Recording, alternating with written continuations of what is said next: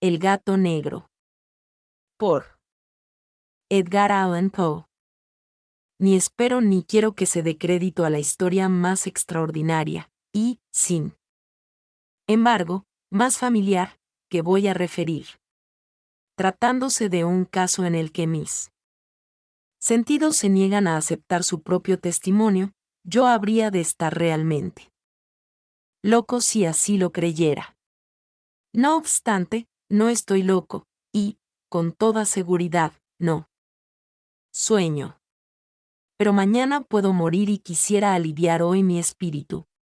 Mi inmediato deseo es mostrar al mundo, clara, concretamente y sin comentarios, una serie de simples acontecimientos domésticos que, por sus consecuencias, me han aterrorizado, torturado y anonadado. A pesar de todo, no trataré de esclarecerlos. A mí casi no me han producido otro sentimiento que el de horror, pero a muchas personas les parecerán menos terribles que insólitos. Tal vez más tarde haya una inteligencia que reduzca mi fantasma al estado de lugar común. Alguna inteligencia más serena, más lógica y mucho menos excitable que la mía, encontrará tan solo en las circunstancias que relato con terror una serie normal de causas y de efectos naturalísimos. La docilidad y humanidad de mi carácter sorprendieron desde mi infancia. Tan notable era la ternura de mi corazón, que había hecho de mí el juguete de mis amigos.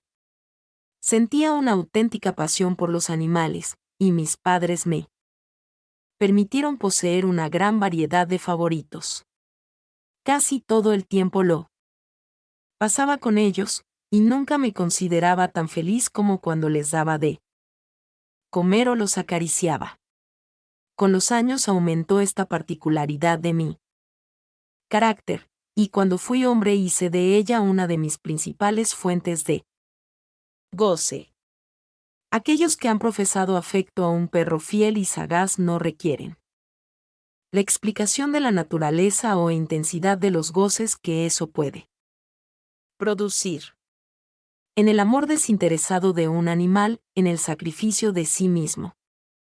Hay algo que llega directamente al corazón del que con frecuencia ha tenido ocasión de comprobar la amistad mezquina y la frágil fidelidad del hombre natural. Me casé joven. Tuve la suerte de descubrir en mi mujer una disposición semejante a la mía, habiéndose dado cuenta de mi gusto por estos favoritos domésticos, no perdió ocasión alguna de proporcionármelos de la especie más agradable. Tuvimos pájaros, un pez de color de oro, un magnífico perro, conejos, un mono pequeño y un gato. Era este último animal muy fuerte y bello, completamente negro y de una sagacidad maravillosa. Mi mujer, que era, en el fondo, algo supersticiosa, hablando de su inteligencia, aludía frecuentemente a la antigua creencia popular que consideraba a todos los gatos negros como brujas disimuladas. No quiere esto decir que hablara siempre en serio sobre este particular, y lo consigno sencillamente porque lo recuerdo. Plutón, se llamaba así el gato, era mi predilecto amigo. Solo yo le daba de comer, y a donde quiera que fuese me seguía por la casa. Incluso me costaba trabajo impedirle que me fuera siguiendo por las calles. Nuestra amistad subsistió así algunos años, durante los cuales mi carácter y mi temperamento, me sonroja confesarlo, por causa del demonio de la intemperancia, sufrió una alteración radicalmente funesta. De día en día me hice más taciturno, más irritable, más indiferente a los sentimientos ajenos. Empleé con mi mujer un lenguaje brutal, y con el tiempo la afligí incluso con violencias personales. Naturalmente, mi pobre favorito debió de notar el cambio de mi carácter. No solamente no les hacía caso alguno, sino que los maltrataba. Sin embargo, por lo que se refiere a Plutón, aún despertaba en mí la consideración suficiente para no pegarle. En cambio, no sentía ningún escrúpulo en maltratar a los conejos, al mono e incluso al perro, cuando, por casualidad o afecto, se cruzaban en mi camino. Pero iba secuestrándome mi mal, porque, ¿qué mal admite una comparación con el alcohol? Andando el tiempo, el mismo Plutón, que envejecía y, naturalmente, se hacía un poco huraño, comenzó a conocer los efectos de mi perverso carácter. Una noche, en ocasión de regresar a casa completamente ebrio, de vuelta de uno de mis frecuentes escondrijos del barrio, me pareció que el gato evitaba mi presencia. Lo cogí, pero él, horrorizado por mi violenta actitud, me hizo en la mano, con los dientes, una leve herida. De mí se apoderó repentinamente un furor demoníaco. En aquel instante dejé de conocerme. Pareció como si, de pronto, mi alma original hubiese abandonado mi cuerpo, y una ruindad superdemoníaca, saturada de ginebra, se filtró en cada una de las fibras de mi ser. Del bolsillo de mi chaleco saqué un cortaplumas, lo abrí, cogí al pobre animal por la garganta y, deliberadamente, le vacié un ojo. Me cubre el rubor, me abraza, me estremezco al escribir esta abominable atrocidad. Cuando, al amanecer, hube recuperado la razón, cuando se hubieron disipado los vapores de mi crápula nocturna, experimenté un sentimiento. Mitad horror, mitad remordimiento, por el crimen que había cometido. Pero todo lo más, era un débil y equívoco sentimiento, y el alma no sufrió sus acometidas. Volví a sumirme en los excesos, y no tardé en ahogar en el vino todo el recuerdo de mi acción. Curó entre tanto el gato lentamente. La órbita del ojo perdido presentaba, es cierto, un aspecto espantoso. Pero después, con el tiempo, no pareció que se daba cuenta de ello. Según su costumbre, iba y venía por la casa, pero, ¿cómo debí suponerlo? En cuanto veía que me aproximaba a él, huía aterrorizado. Me quedaba aún lo bastante de mi antiguo corazón para que me afligiera aquella manifiesta antipatía en una criatura que tanto me había amado anteriormente. Pero este sentimiento no tardó en ser desalojado por la irritación. Como para mi caída final e irrevocable, brotó entonces el espíritu de perversidad, espíritu. Ya que la filosofía no se cuida ni poco ni mucho. No obstante, tan seguro como que existe mi alma, creo que la perversidad es uno de los primitivos impulsos del corazón humano, una de esas indivisibles primeras facultades o sentimientos que dirigen el carácter del hombre, quien no se ha sorprendido numerosas veces cometiendo una acción necia o vil, por la única razón de que sabía que no debía cometerla. No tenemos una constante inclinación, pese a lo excelente de nuestro juicio, a violar lo que es la ley, simplemente porque comprendemos que es la ley. Digo que este espíritu de perversidad hubo de producir mi ruina completa. El vivo e insondable deseo del alma de atormentarse a sí misma, de violentar su propia naturaleza, de hacer el mal por amor al mal, me impulsaba a continuar y últimamente a llevar a efecto el suplicio que había infligido al inofensivo animal. Una mañana, a sangre fría, ceñí un nudo corredizo en torno a su cuello y lo ahorqué de la rama de un árbol. Lo ahorqué con mis ojos llenos de lágrimas, con el corazón desbordante del más amargo remordimiento. Lo ahorqué porque sabía que él me había amado, y porque reconocía que no me había dado motivo alguno para encolerizarme con él. Lo ahorqué porque sabía que al hacerlo cometía un pecado mortal que comprometía a mi alma inmortal hasta el punto de colocarla, si esto fuera posible, lejos incluso de la misericordia infinita del muy terrible y misericordioso Dios. En la noche siguiente al día en que fue cometida una acción tan cruel, me despertó del sueño el grito de ¡fuego! Ardían las cortinas de mi lecho. La casa era una gran hoguera. No sin grandes dificultades, mi mujer, un criado y yo logramos escapar del incendio. La destrucción fue total. Quedé arruinado y me entregué desde entonces a la desesperación. No intento establecer relación alguna entre causa y efecto con respecto a la atrocidad y el desastre. Estoy por encima de tal debilidad. Pero me limito a dar cuenta de una cadena de hechos y no quiero omitir el menor eslabón. Visité las ruinas el día siguiente al del incendio. Excepto una, todas las paredes se habían derrumbado. Esta sola excepción la constituía un delgado tabique interior, situado casi en la mitad de la casa, contra el que se apoyaba la cabecera de mi lecho. Allí la fábrica había resistido en gran parte a la acción del fuego, hecho que atribuía a haber sido renovada recientemente. En torno a aquella pared se congregaba la multitud, y numerosas personas examinaban una parte del muro con atención viva y minuciosa. Excitaron mi curiosidad las palabras extraño, singular, y otras expresiones parecidas.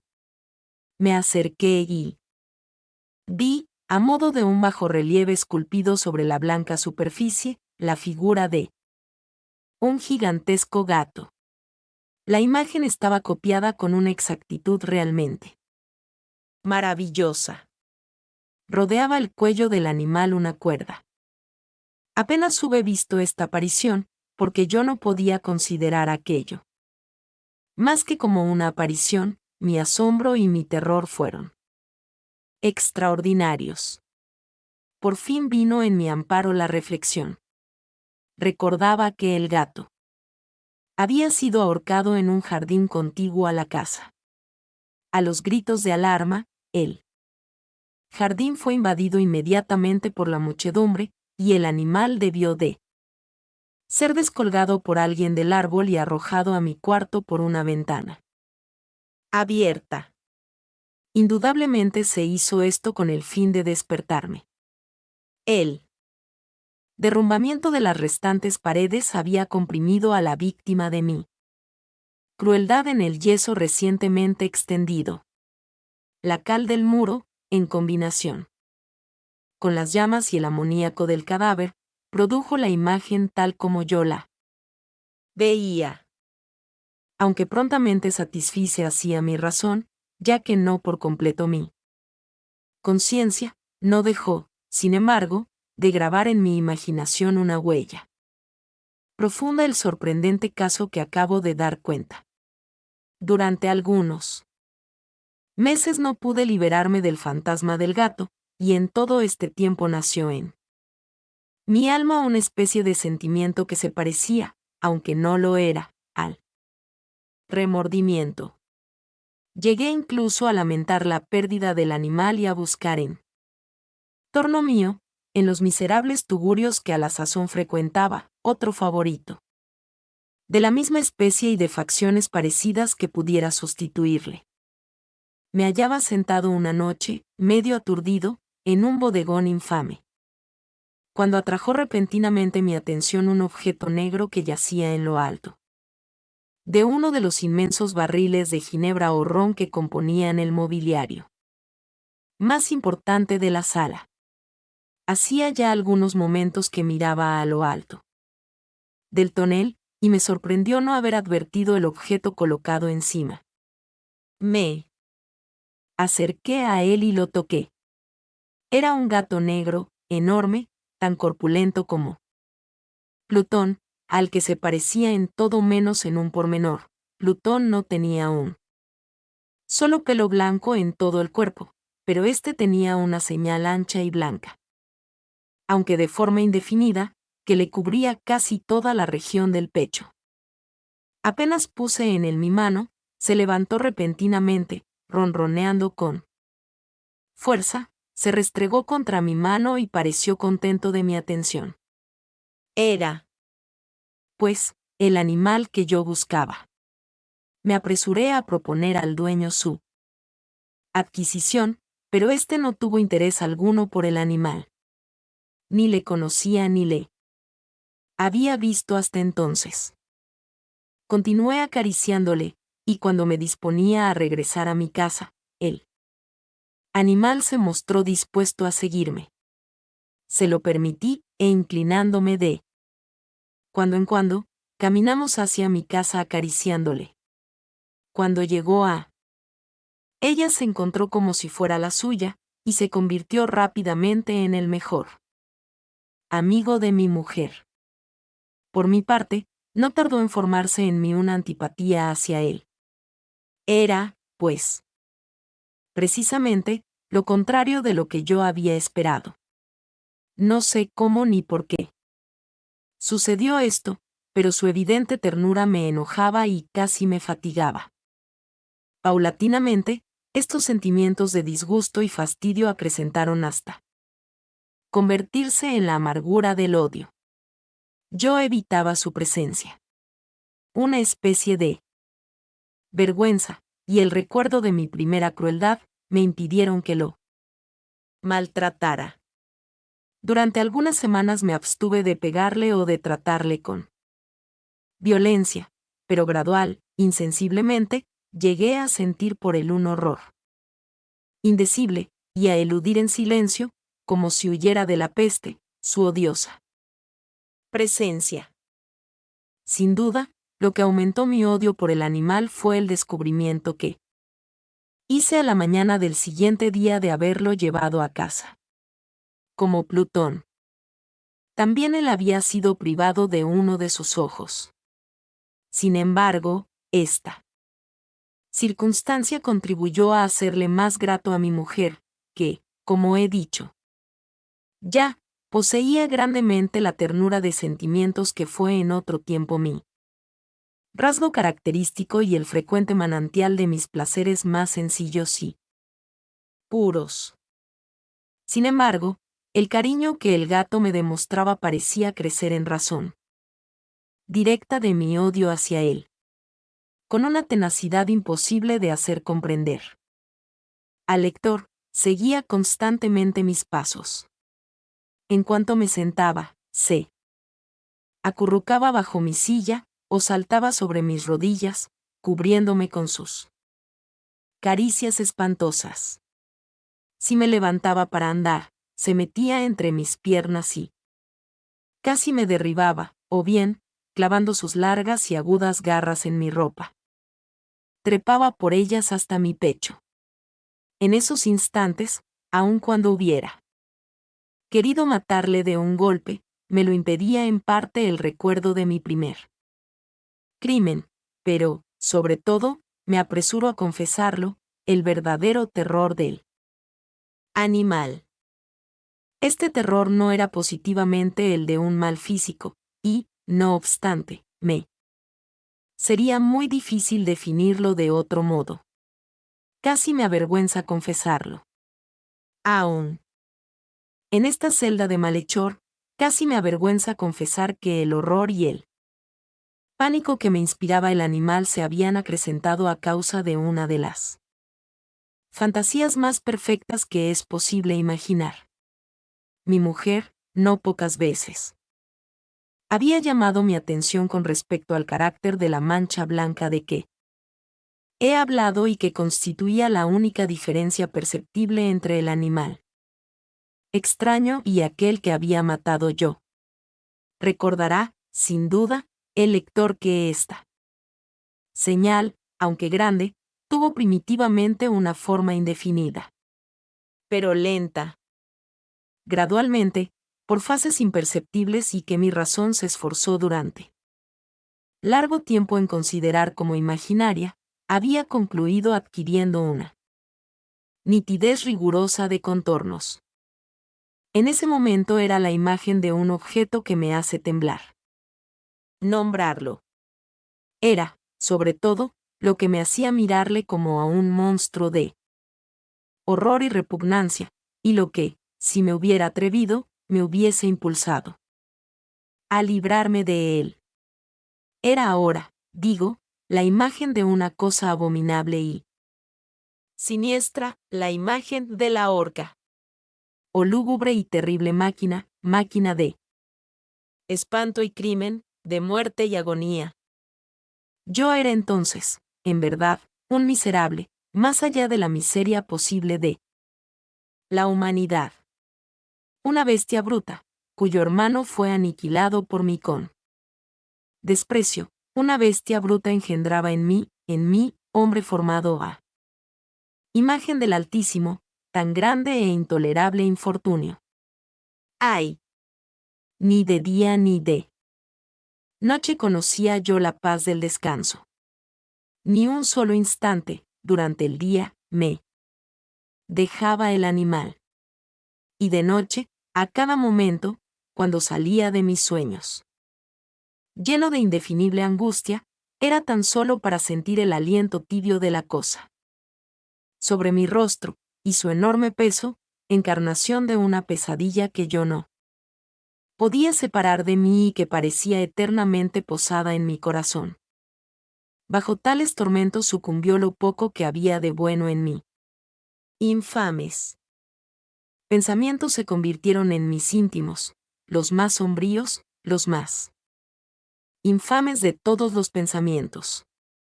La tristeza de mi humor de costumbre se acrecentó hasta hacerme aborrecer a todas las cosas y a la humanidad entera. Mi mujer, sin embargo, no se quejaba nunca. ¡Ay! Era mi paño de lágrimas de siempre.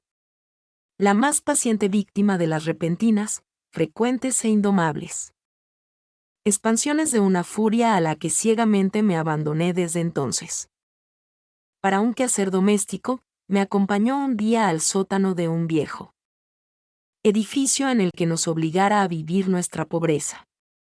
Por los agudos peldaños de la escalera me seguía el gato, y, habiéndome hecho tropezar de cabeza, me exasperó hasta la locura, apoderándome de un hacha y olvidando en mi furor el espanto pueril que había detenido hasta entonces mi mano. Dirigí un golpe al animal, que hubiera sido mortal si le hubiera alcanzado como quería. Pero la mano de mi mujer detuvo el golpe. Una rabia más que diabólica me produjo esta intervención. Liberé mi brazo del obstáculo que lo detenía y le hundí a ella el hacha en el cráneo. Mi mujer cayó muerta. Instantáneamente, sin exhalar siquiera un gemido. Realizado el horrible asesinato, inmediata y resueltamente procuré esconder el cuerpo. Me di cuenta de que no podía hacerlo desaparecer de la casa, ni de día ni de noche, sin correr el riesgo de que se enteraran los vecinos. Asaltaron mi mente varios proyectos. Pensé por un instante en fragmentar el cadáver y arrojar al suelo los pedazos. Resolví después cavar una fosa en el piso de la cueva. Luego pensé arrojarlo al pozo del jardín. Cambié la idea y decidí embalarlo en un cajón, como una mercancía, en la forma de costumbre, y encargar a un mandadero que se lo llevase de casa. Pero, por último, me detuve ante un proyecto que consideré el más factible. Me decidí a emparedarlo en el sótano, como se dice que hacían en la Edad Media los monjes con sus víctimas. La cueva parecía estar construida a propósito para semejante proyecto. Los muros no estaban levantados con el cuidado de costumbre, y no hacía mucho tiempo habían sido cubiertos en toda su extensión por una capa de yeso que no dejó endurecer la humedad. Por otra parte, había un saliente en uno de los muros, producido por una chimenea artificial o especie de hogar que quedó luego tapado y dispuesto de la misma forma que el resto del sótano. No dudé que me sería fácil quitar los ladrillos de aquel sitio, colocar el cadáver y emparedarlo del mismo modo, de forma que ninguna mirada pudiese descubrir nada sospechoso. No me engañó mi cálculo. Ayudado por una palanca, separé sin dificultad los ladrillos, y, habiendo luego aplicado cuidadosamente el cuerpo contra la pared interior, lo sostuve en esta postura hasta poder restablecer sin gran esfuerzo toda la fábrica a su estado primitivo. Con todas las precauciones imaginables, me procuré una argamasa de cal y arena, preparé una capa que no podía distinguirse de la primitiva y cubrí escrupulosamente con ella el nuevo tabique. Cuando terminé, vi que todo había resultado perfecto. La paire no presentaba la más leve señal de arreglo. Con el mayor cuidado barrí el suelo y recogí los escombros, miré triunfalmente en torno mío y me dije, por lo menos, aquí, mi trabajo no ha sido infructuoso. Mi primera idea, entonces, fue buscar al animal que había sido el causante de tan tremenda desgracia, porque, al fin, había resuelto matarlo. Si en aquel momento hubiera podido encontrarle, nada hubiese evitado su destino. Pero parecía que el artificioso animal, ante la violencia de mi cólera, habíase alarmado y procuraba no presentarse ante mí, desafiando mi mal humor. Imposible describir o imaginar la intensa, la apacible sensación de alivio que trajo a mi corazón la ausencia de la detestable criatura. En toda la noche no se presentó, y esta fue la primera que gocé desde su entrada en la casa. Durmiendo tranquila y profundamente. Sí, dormí con el peso de aquel asesinato en mi alma. Transcurrieron el segundo y el tercer día. Mi verdugo no vino, sin embargo. Como un hombre libre, respiré una vez más. En su terror, el monstruo había abandonado para siempre aquellos lugares. Ya no volvería a verle nunca. Mi dicha era infinita. Me inquietaba muy poco la criminalidad de mi tenebrosa acción. Se hincó una especie de sumario que apuró poco las averiguaciones. También se dispuso un reconocimiento, pero, naturalmente, nada podía descubrirse. Yo daba por asegurada mi felicidad futura. Al cuarto día después de haberse cometido el asesinato, se presentó inopinadamente en mi casa un grupo de agentes de policía y procedió de nuevo a una rigurosa investigación del local. Sin embargo, confiado en lo impenetrable del escondite, no experimenté ninguna turbación. Los agentes quisieron que les acompañase en sus pesquisas. Fue explorado hasta el último rincón.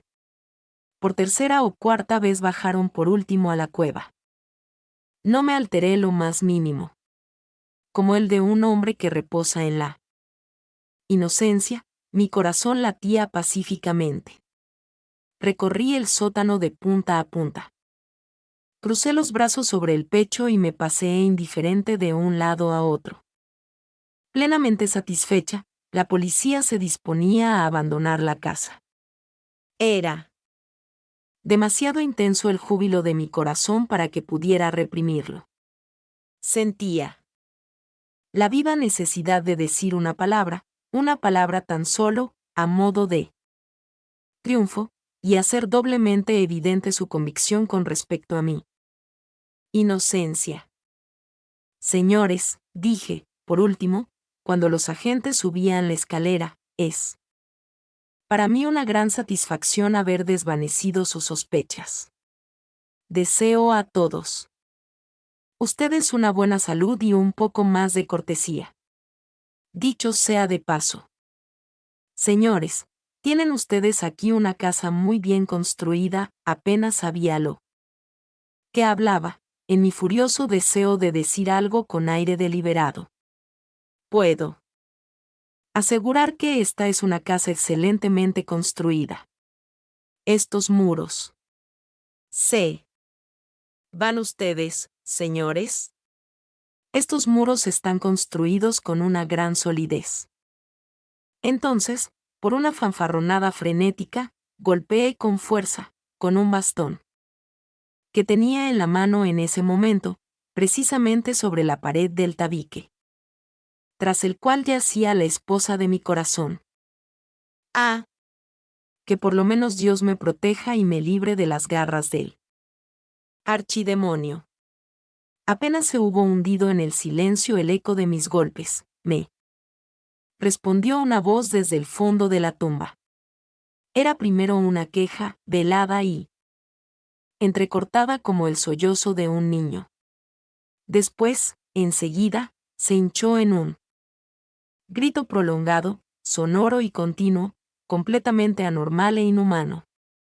Un alarido, un aullido mitad horror, mitad triunfo, como solamente puede brotar del infierno, horrible armonía que surgiera al unísono de las gargantas de los condenados en sus torturas y de los demonios que gozaban en la condenación. Sería una locura expresaros mis pensamientos. Me sentí desfallecer y, tambaleándome, caí contra la pared opuesta.